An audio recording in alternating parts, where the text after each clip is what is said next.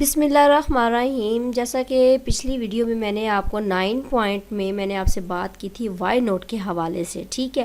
اب یہ لاسٹ ہے میرے پاس پوائنٹ 10 پوائنٹ میرے پاس ہے نو پرابلم کے حوالے سے، جسے ہم اردو میں اگر لیں تو کوئی مسئلہ نہیں، اس کا میننگ لے سکتے ہیں، ٹھیک ہے۔ یعنی کوئی مسئلہ نہیں کو ہم کس کس جگہ پہ کن کن جملوں میں استعمال کرتے ہیں۔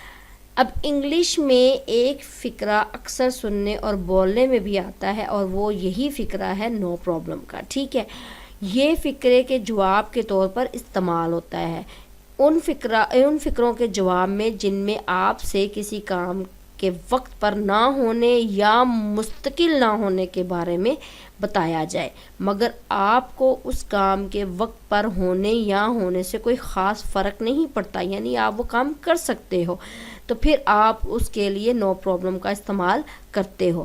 اب جب یہ چھوٹا سا ایک ہے، یہ ایک ہی جملہ ہے میں نے یوز کیا کہ اسلم اوپن میرٹ پر نہ آ سکے، کوئی بات نہیں، یعنی اگلا بندہ کہہ رہا ہے اسلم اوپن میرٹ پر نہ آ سکے، اس نے بات کی، اس سے اگلے نے کہا کوئی بات نہیں، پھر اس نے جس نے کہا کوئی بات نہیں اسی نے آگے سے آنسر دے دیا اسلم سپورٹس کی بنیاد پر درخواست دے دیں، ٹھیک ہے۔ یہ تھا میرے پاس ایک جملہ۔ اب اس کو ہم نے کیسے لینا ہے؟ Aslam could not catch the open merit، ایک بندے نے یہ بات کی ہے، دوسرے نے کہا ہے نو پرابلم، اسلم میں اپلائی آن سپورٹس بیسس، ٹھیک ہے۔ یا ایک ہی بندہ اس پورے جملے کو بول سکتا ہے کہ اسلم اوپن